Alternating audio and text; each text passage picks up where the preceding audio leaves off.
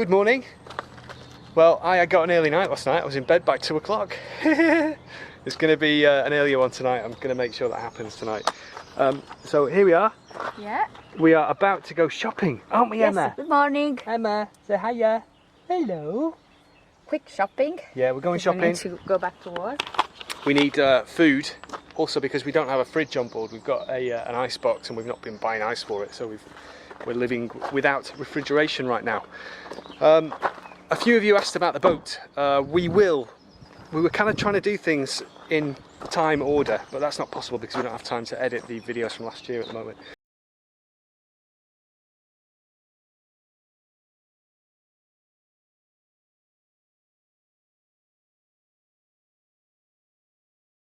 So the boat that we've got is a Bavaria 350.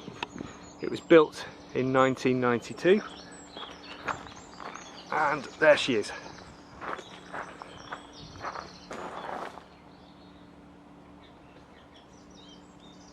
Before we leave, just show you the river here, where we are. There you are. And this is about 45 minutes before low tide. So as you can see, there's lots of mud. I'll come back here later on today at high tide and show you the difference. So I'll probably put the two sections of video together. So it goes from this to this.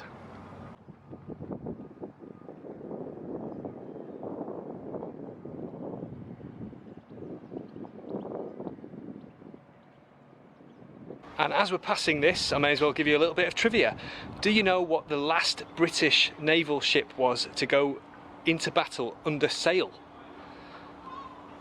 I didn't either. Well, here we are. It is HMS Arethusa, and I know that because here there is the figurehead from that ship. The wooden carving that would have been attached at the front of the ship has been removed and is on display here. And as per this informational plaque, HMS Arethusa, the last British naval ship to go into battle under sail, Crimean War, 1854. That's actually quite recent, isn't it? Can you imagine going into battle under sail? Crazy. And here it is, just randomly placed by the side of the road.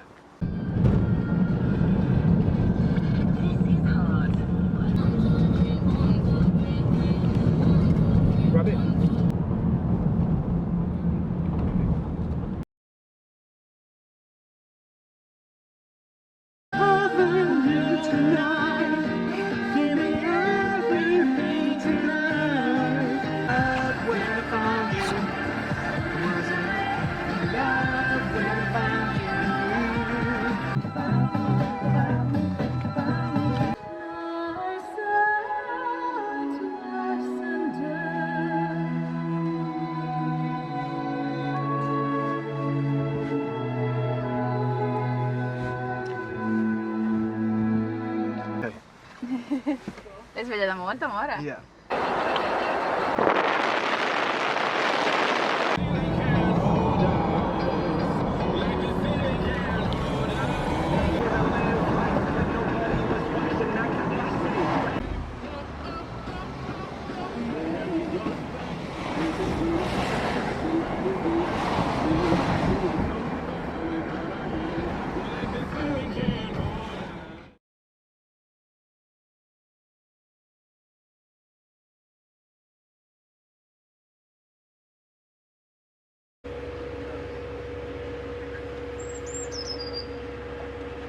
Hello, Emma.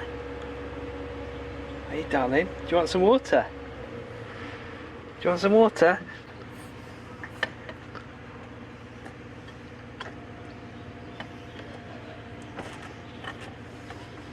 The tidal range here is 6 metres, which isn't huge. You know, the other side of the UK, near Bristol, for example, the tides there are just under 15 metres, which is pretty incredible. But we have pretty much zero experience sailing in tidal waters. So whereas we would normally drop anchor and, you know, quite happily stay there for ages, Here you can still do that, you can of course anchor, but you kind of need to know what you're doing, in the sense that not only do you need to have the depth of water required at low tide, but you've also got to consider the differences between high tide and low tide and the mud, because you may find that if you anchor your boat is fine, you've got a good depth of water, you go ashore in your dinghy, you might have half a mile of mud between you and your boat when you come back if the tide has changed. So these are all things that we have no experience of. It's very useful, of course. There are other things that you can do. For example, you can use piles. You can take your boat up against some piles. There are some here actually, and you can come in at high tide, you tie your boat to the piles, the tide goes out, and then your boat is uncovered, so you have a free lift out. You can also, if you're feeling brave, you can sit your boat in the mud. Not only bilge keelers, you can even do it with fin keelers. We could probably do that with our boat too, and I'd be up for that, but Rossella wouldn't, so we better not try it unless it happens by accident at some point, in which case you can laugh at us. But yeah, it's a very interesting change in our sailing environment, and we are kind of excited, stroke a little bit anxious about starting to sail in these waters. If any of you have got any funny stories about big tides and mishaps, then leave a comment below, and we look forward to reading those shortly. Right then, back to sail drive diaphragm. Okay, I've got some good news and some bad news. The bad news is there's a massive hole in the bottom of our boat. Look, huge. And of course the good news is, the reason for that is I got the sail drive out today. It wasn't too bad. I had to move the engine a little bit further forward, and then once I'd done that, I was able to wiggle it out of the hole. There was a little bit of blood, some sweat, but no tears. And this is where we're at now. I have the sail drive in pieces here, and how handy is this, by the way? Somebody has put this bench right next to our boat several years ago probably, but it's very useful for this job. Here's the original seal. This is 26 years old, should have been changed at 7 years. Looking at it from the top, which is where you'd see it from the boat, it looks brand new. It does have a date stamped on it though, which is why I knew it was the original seal. On the underside, this is not visible when it's fitted. There is some very slight cracking on the surface, but I believe the main structural integrity of this is probably still okay. So that's pretty impressive, I think, for such an old, out-of-date seal. So I've replaced the rubbish plastic valve with a DZR brass ball valve and associated fittings. And I'll mention this several times on our channel. I'll try and be quick here, but these are DZR, dezincification resistant.